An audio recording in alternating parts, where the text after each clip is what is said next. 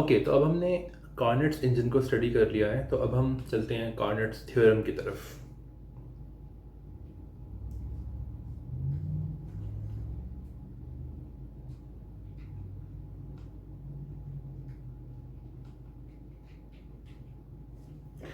कार्नेट theorem दरअसल ये result है कि अगर कोई भी हीट इंजन हो जो कि दो रेजरवायर्स के दरमियान काम कर रहा हो, एक हॉट रेजरवायर और एक कोल्ड रेजरवायर के दरमियान, तो उस हीट इंजन की जो एफिशिएंसी है वो कार्नेट इंजन से ज़्यादा नहीं हो सकती। तो इसको हम प्रूव कर देंगे। और इस प्रूफ में जो एक की पॉइंट है वो कार्नेट्स इंजन की रिवर्सिबिलिटी है। मैंने ये कार्नेट्स इंजन को समझाते हुए बताया था कि कार्नेट्स इंजन की जो रिवर्सिबिलिटी होगी दरअसल वो बहुत ज़रूरी होगी ये प्रूव करने में कि कार्नेट्स इंजन जो है वो मोस्ट एफिशिएंट हीट इंजन है, राइट। और अब हम देखेंगे कि ऐसा क्यों है। तो सपोज करते हैं कि कोई हीट इंजन है जो कि कार्नेट्स इंजन नहीं है, राइट। तो ये दो रेजरवायर्स के दरमियान काम कर रहा है, तो consider a non Carnot heat engine.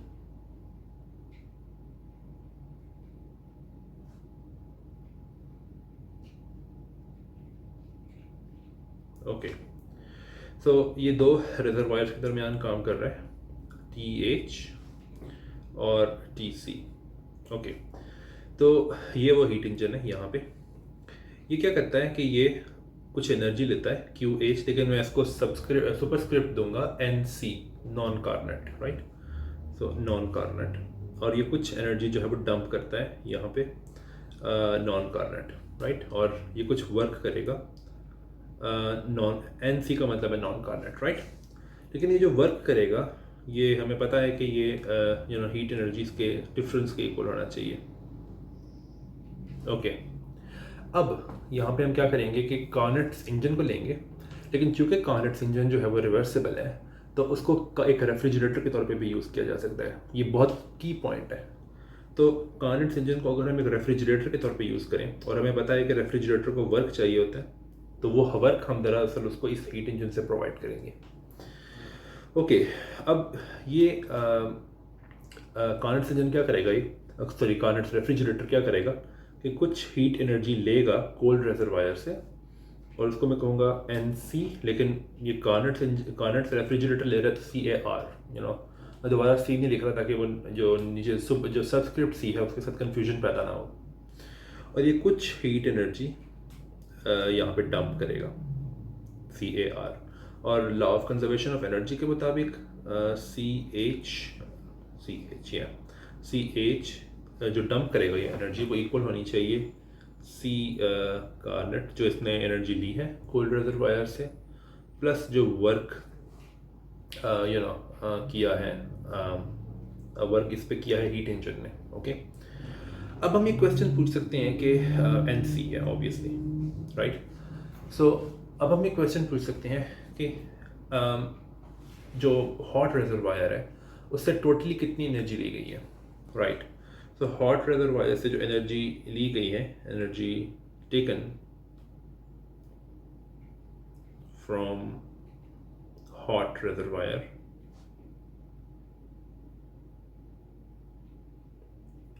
वो दो जगहों पे हम देख सकते हैं।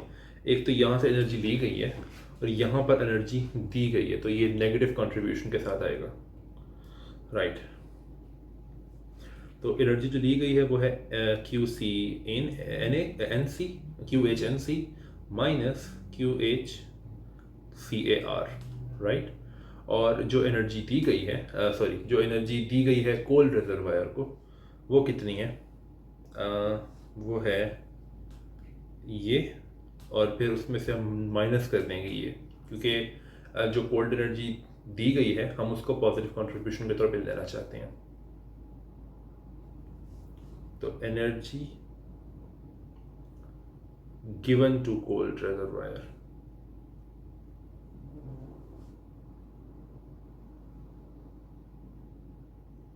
वो है Q C N C minus Q C Carnot,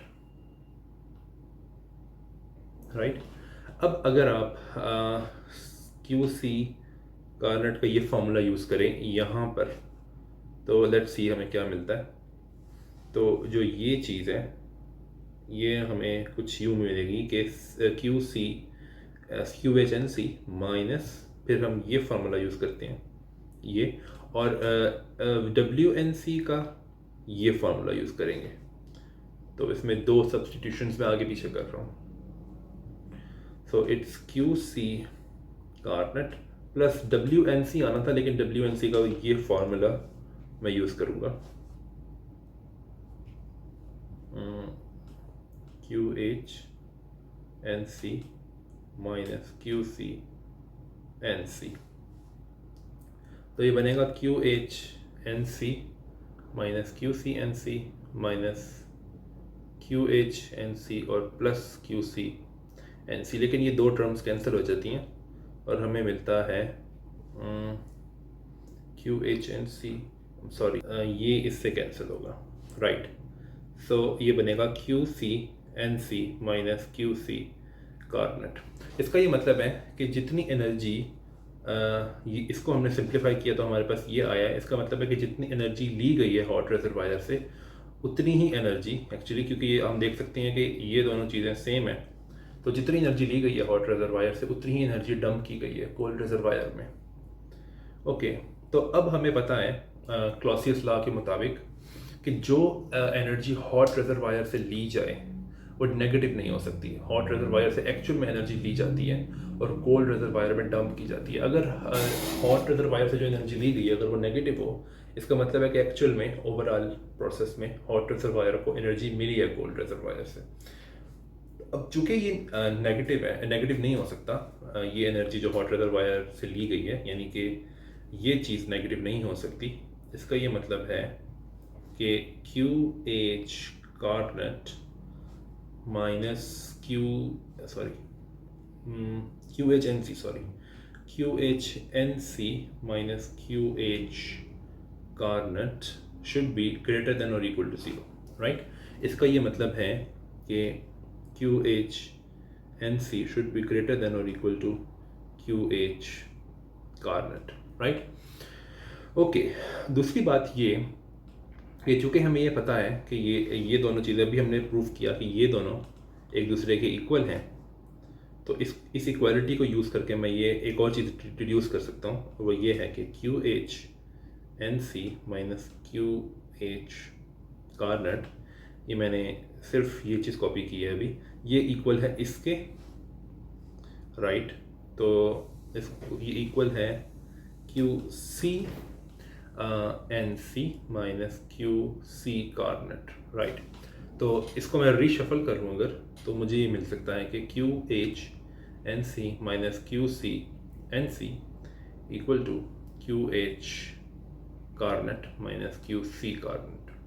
but ये दोनों के दोनों जो हैं ये वर्क डन बाय दी, ये वाला जो है, ये जो लेफ्ट हैंड साइड है, ये work done by the non Carnot engine है, और जो राइट हैंड साइड है वो दरअसल work done by a Carnot engine है, अगर वो इन्हीं दो टेम्परेचर के दरमियान लगा होता। क्योंकि जो ये दरअसल हम देख सकते हैं कि चूँकि कार्नेट इंजन इस वक्त एक रेफ्रिजरेटर के तौर पर काम कर रहा है, लेकिन चूँकि वो रिवर्सिबल है, तो वो कार्नेट इंजन अगर लगा होता तो वो इतनी ही एनर्जी हॉट रिजर्वायर से लेता, यानी कि इतनी एनर्जी वो हॉट रिजर्वायर से लेता और इतनी ही एनर्जी वो कोल्ड रिजर्वायर में डंप करता, बिकॉज कार्नेट इंजन के तमाम processes they are reversible.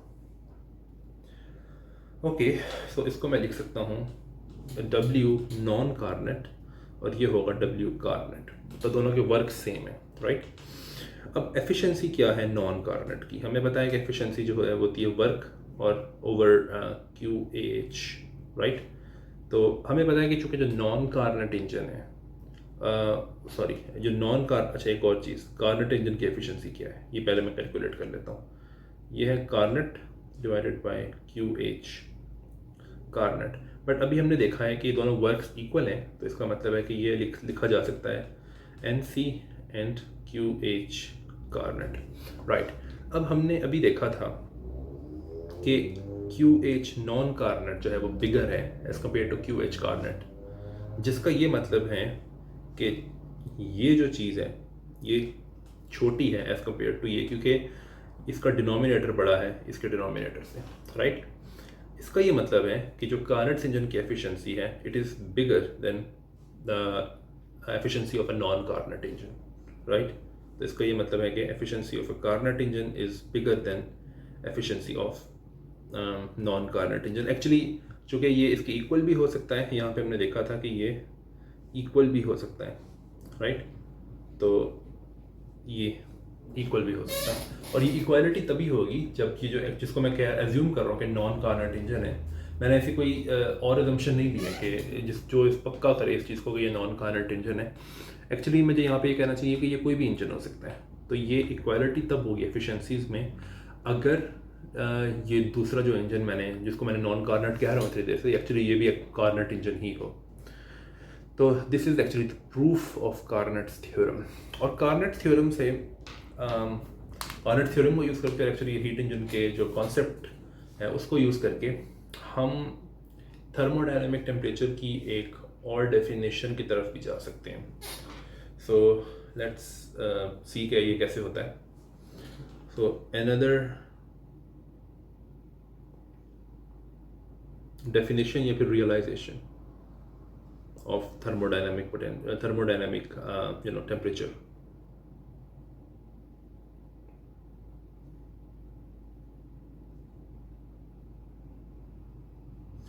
Right.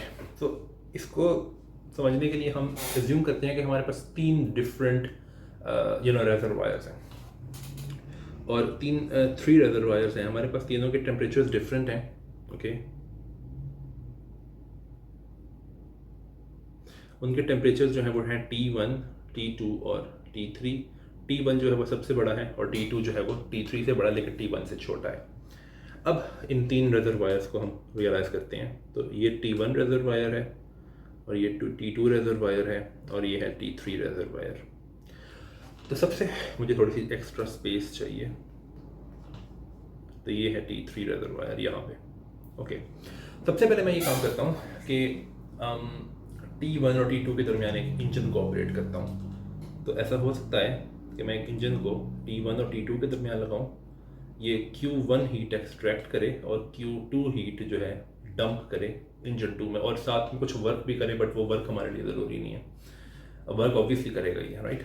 Okay, अब मैं एक दूसरा इंजन लगाता हूँ जो कि ये सारे के सारे कार्नेट इंजन हैं। ओके, जो कि T2 से एनर्जी ले, राइट, और T3 में डंप करे, लेकिन जितनी एनर्जी मैंने T1 से डंप की थी T2 में, ये उतनी ही एनर्जी ले, मैं ये चाहता हूँ।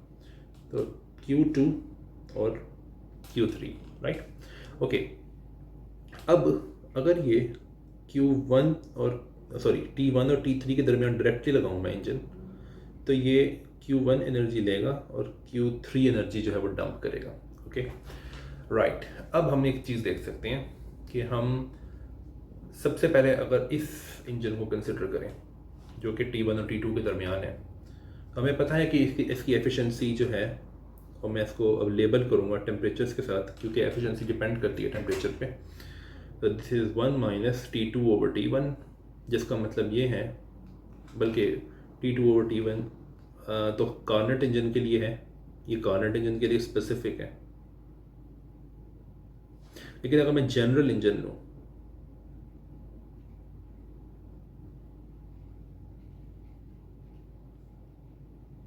जो कि कार्नेट इंजन ना भी हो चाहे, तो उसके लिए ये जो एफिशिएंसी होगी ये 1 माइनस Q2/Q1 होगी, राइट। ये वाला जो फार्मूला है एफिशिएंसी का, ये सिर्फ कार्नेट इंजन के लिए है, लेकिन जनरल इंजन के लिए ये फार्मूला ठीक है, राइट। ओके, अब मैं Q2 को अगर सॉल्व करूं तो मुझे मिलेगा Q2 is just Q1 1 minus efficiency T1 T2, right.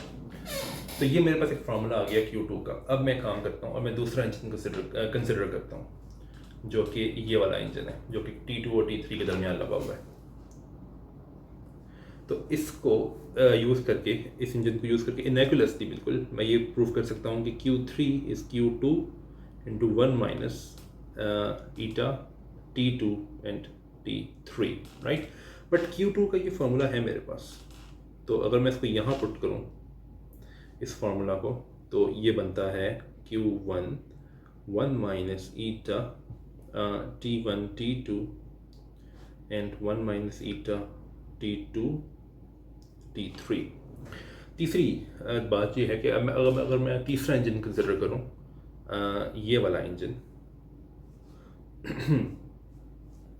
तो इस इंजन को यूज़ करके मैं लिख सकता हूँ कि Q3 is Q1 multiplied by 1 minus eta T1 T3, right. अब हो क्या रहा है कि मेरे पास Q3 के दो फार्मूलाज हैं, बल्कि मैं यहाँ पे ये एक और चीज़ देख सकता हूँ कि ये Q3 है, ये प्रोपोर्शनल है Q1 के और ये प्रोपोर्शनैलिटी फैक्टर है। बट यही चीज़ यहाँ पे भी है, ये Q3 है, ये Q1 के प्रोपोर्शनल है और ये प्रोपोर्शनैलिटी फैक्टर है। इसका मतलब है कि दोनों प्रोपोर्शनैलिटी फैक्टर जो है वो इक्वल होने चाहिए। इसका ये मतलब होगा कि 1 minus eta T1 T3, actually यहाँ पे ब्रैकेट्स की ज़रूरत नहीं है, is equal to 1 minus eta T1 T2 into 1 minus eta T2 and T3। अब यहाँ पे इंपॉर्टेंट बात ये है कि यहाँ पे लेफ्ट हैंड साइड पे T2 है ही नहीं, T2 की डिपेंडेंस है ही नहीं, लेकिन राइट साइड पे T2 की डिपेंडेंस है, राइट। तो ये कैसे हो सकता है? इसका रफ आंसर जो है वो ये है कि ये तभी हो सकता है कि अगर 1 माइनस टी, यहाँ पे कोई भी दो टी रख लूँ मैं, अगर टी आई और टी जे, कोई भी दो टी, अगर ये कोई फंक्शन हो T J divided by T function of T आई, कोई फंक्शन, मुझे नहीं पता ये क्या फंक्शन है, लेकिन अगर ऐसा हो तो आप देख सकते हो कि ये जो राइट हैंड साइड है ये सिंप्लीफाई हो जाती है कुछ इस तरह से, ये बनती है ये जो राइट हैंड साइड है, मैं इसकी बात कर रहा हूँ, तो ये बनती है function of T2 divided by function of T1 multiplied by function of T3 divided by function of T2, लेकिन चूंकि ये कैंसिल हो जाता है और ये बनता है function of T3 divided by function of T1, और इस डेफिनेशन को यूज़ करके, डेफिनेशन नहीं कहना चाहिए, एक्सप्रेशन को यूज़ करके मैं लिख सकता हूँ कि ये जो है ये है 1 माइनस ईटा T1 और T3, तो ये इक्वेशन सेटिस्फाई हो जाती है, ये इक्वेशन, राइट। एक और क्वेश्चन आप पूछ सकते हो, क्या हम ये फंक्शन डिटरमिन कर सकते हैं? वेल एक्चुअली यस, हम ये फंक्शन डिटरमिन कर तो सकते हैं, लेकिन कैसे? वेल इसका एक तरीका तो है। इसका एक तरीका ये है कि सपोज करो कि हमें ये नहीं पता कि ये क्या है टी आई और टी जे, लेकिन हमें ये पता है कि ये एक फंक्शन होना चाहिए, कोई फंक्शन, हमें नहीं पता क्या फंक्शन, टी आई और टी जे का, राइट। अब मैं क्या करता हूँ कि चूँकि ये इक्वेशन मेरे पास है, ये इक्वेशन, राइट, तो इस इक्वेशन को यूज़ करके मैं ये लिख सकता हूँ, और इस जो ऊपर वाली इक्वेशन थी और इस इक्वेशन को यूज़ करके मैं ये लिख सकता हूँ कि एफ ऑफ, चूँकि यहाँ पे सबसे पहले T1, अगर मैं इस इक्वेशन को देखूँ, इस पे मैं हाईलाइट रहने देता हूँ, ओके। सो F13 आएगा सबसे पहले, क्योंकि जो लेफ्ट हैंड साइड है इस पे 1 और 3 का फंक्शन है ये, okay. So Ft1 T3 is equal to F T1 T2 और multiplied by F of T2 और T3। अब मैं चाहता हूँ कि ये मल्टीप्लिकेशन से मेरी जान छूटे और एडिशन जैसी कोई चीज़ हो सके, तो मैं ये काम कर सकता हूँ कि फंक्शन ऑफ Ti और Tj जो है, इसको मैं कह देता हूँ ये एक और फंक्शन जिसको मैं एज कह देता हूँ, एज, इसका लॉगरिथम है। जैसे ही मैं ये करूँगा तो फिर ये जो ऊपर वाली इक्वेशन है, ये वाली इक्वेशन, इसको फिर मैं यूँ लिख सकता हूँ कि H T1 T3 is H T1 T2 plus H T2 और T3। कैसे? वेल मैंने लॉगरिथम्स की जो प्रॉपर्टी है वो यूज़ की है कि अगर दो चीज़ें ऐड हो रही हों तो हम उनके लॉगरिथम्स को क्या कहते हैं, वेल एक मिनट, या ओके। सो यहाँ पे हो जा रहा था, मैं एक स्टेप कर देता हूँ बीच वाले ताकि कंफ्यूजन ना हो किसी को। तो मैं यूँ कर सकता हूँ कि चूँकि f जो है वो ln ऑफ समथिंग है, तो बल्कि रुको मैं इसको एक्सपोनेंशियल करता हूँ, ज़्यादा बेहतर है आई थिंक, या exponential of h, T I T J, या दैट्स बेटर। सो फिर ये बनता है कि exponential of h1 h3 is exponential of t1 t2 exponential of t2 t3। yes, okay, now it makes sense। अब right hand side पे मैं powers को ऐड कर सकता हूँ, राइट, पावर्स को ऐड कर सकता हूँ, और यहाँ पे राइट हैंड साइड पे मुझे मिलेगा h1 t1 t2 plus h of t2 t3, right. अब दोनों साइड्स को मैं कंपेयर करता हूँ, इस साइड को और इस साइड को, तो मुझे ये दिख रहा है कि पावर सेम होनी चाहिए, राइट। सो इसका ये मतलब है कि h of t1 t3 is just h of t1 t2 plus h of t2 और t3, राइट। ओके, अच्छा, यहाँ पे एक छोटी सी बात है, आप यहाँ इस पे एक एतराज़ कर सकते हो कि मैंने इस फंक्शन को एक एक्सपोनेंशियल के तौर पे क्यों ले लिया। जब मैं किसी फंक्शन को एक्सपोनेंशियल के तौर पे लेता हूँ तो मैं ये एज्यूम कर रहा होता हूँ कि वो फंक्शन कभी नेगेटिव नहीं हो सकता, अगर मैं रियल नंबर्स की बात कर रहा हूँ। वेल एक्चुअली हाँ, ये अच्छी एजम्पशन है, क्योंकि फंक्शन जो था ये था 1 माइनस ईटा, और मैं ईटा जो है वो इंजन्स के लिए कंसिडर कर रहा हूँ। तो हमने देखा था ये पिछले लेक्चर्स में कि जो एफिशिएंसी है वो कभी कभी ग्रेटर देन 1 नहीं होती। इसका मतलब है 1 minus eta is always positive. तो मैं ये एक्सपोनेंशियल वाली जो सब्स्टिट्यूशन है ये बिल्कुल कर सकता हूँ।